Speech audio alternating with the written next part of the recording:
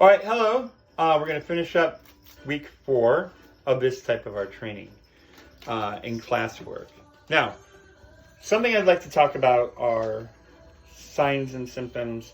As we talked a little bit yesterday, sign is something that you see.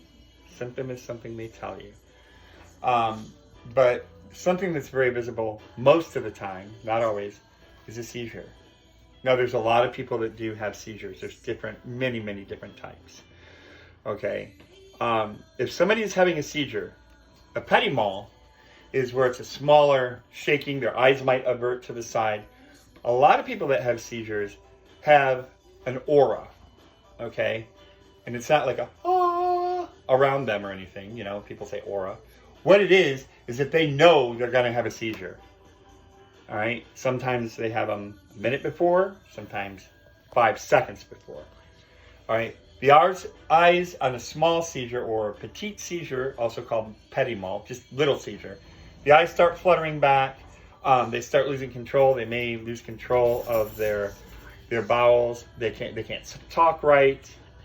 That's one of the things for that. If that happens, you need to get them on the ground. Because if not, chances are they're going to just go down anyway, and you don't want to risk a head injury.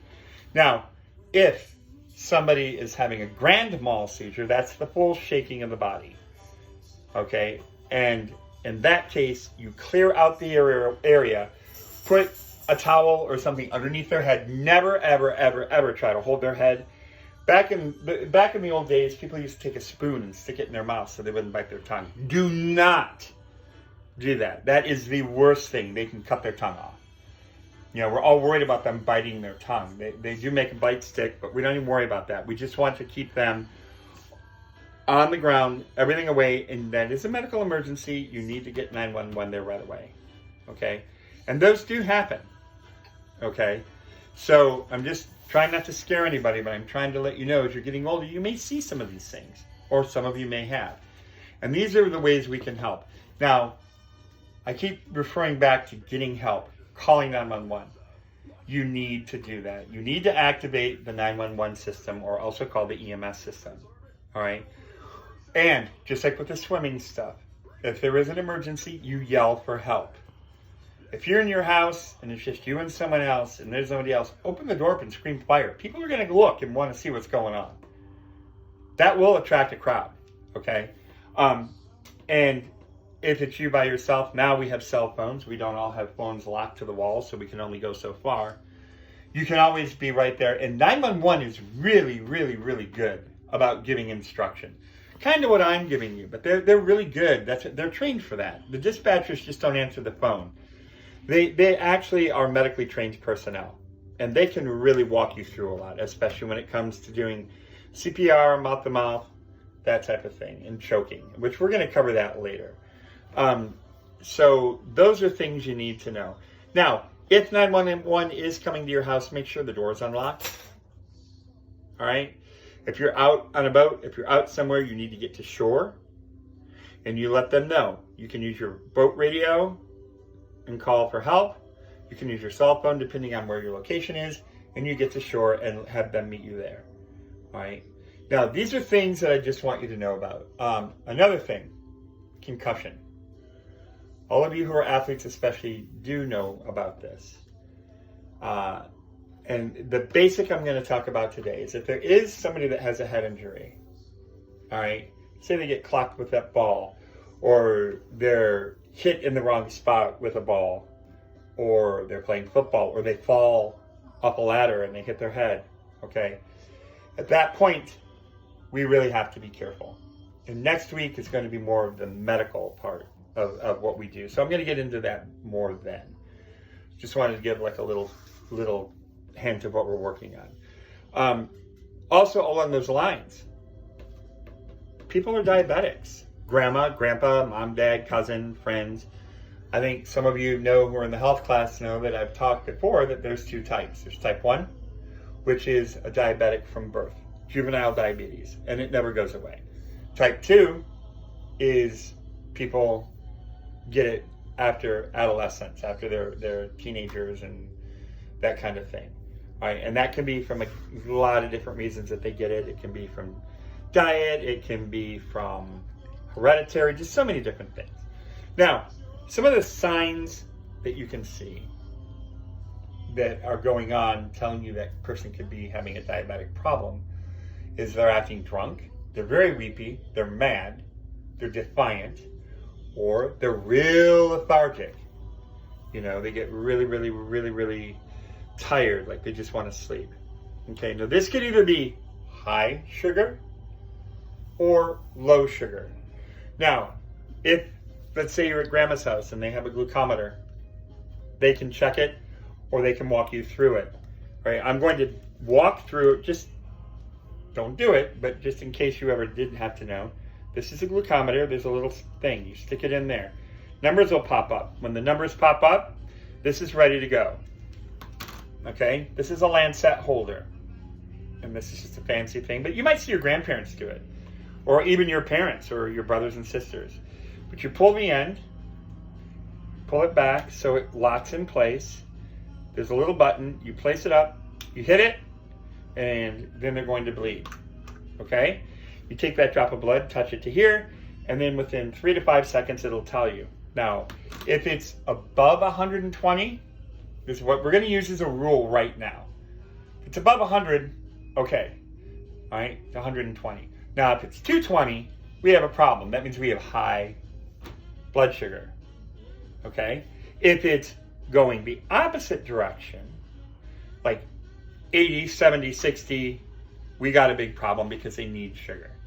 Now, what you can do, if it is in that direction, if it's lower than let's say 80, 90, but probably 80. I would say 80, 70, 80 in there.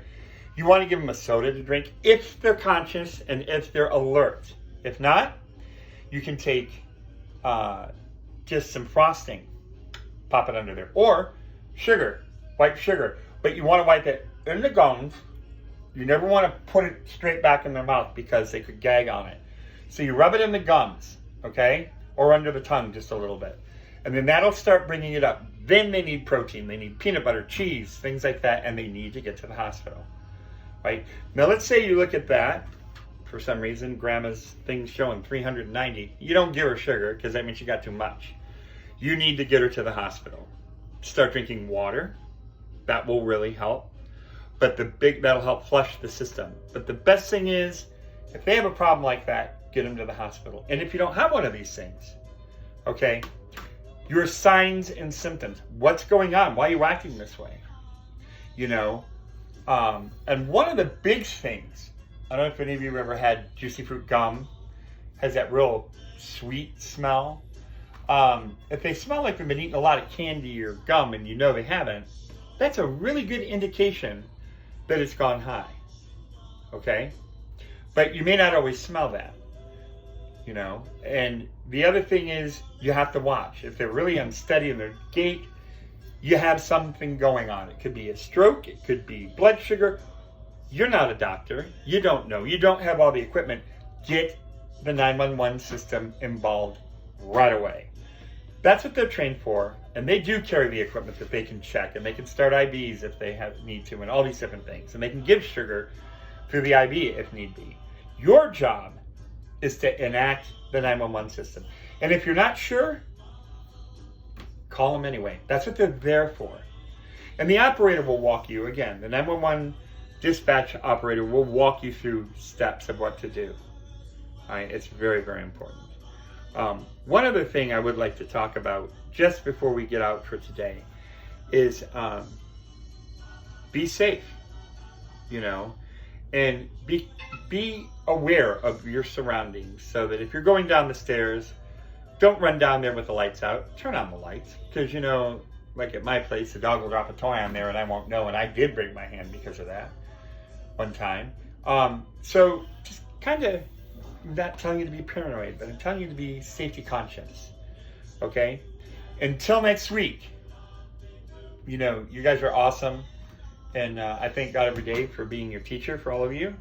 And we're going to go ahead and close out with a prayer, and we'll be doing some more of this stuff next week. Also, please, you guys have been doing an outstanding job on your PE logs. I mean, I've seen everything from fishing, walking the dog, exercising, horseback riding, I've seen bike riding, I've seen doing some of those lifts and stuff that we talked about with milk jugs. You guys are really creative, and I'm so really proud of you. You know, it's so important to keep doing that stuff. All right. Well, let's do the prayer. I already did the prayer. Did I do the prayer? Oh, see, and I've already eaten, so it's not my blood sugar. It's just my old brainness going on. All right. So let's do a prayer real quick. Heavenly Father, as we come into this weekend, we ask you to keep each one of us safe. And Lord, again, we thank you for giving us the gift of our bodies, that we can use them properly in doing athletics and different things like that. And we thank you for the nutrition that you give us every day. And Lord, continue to bless us with everyone that we meet and everything that we do. In your most holy name, amen. All right, guys. Till next week. See ya. Bye.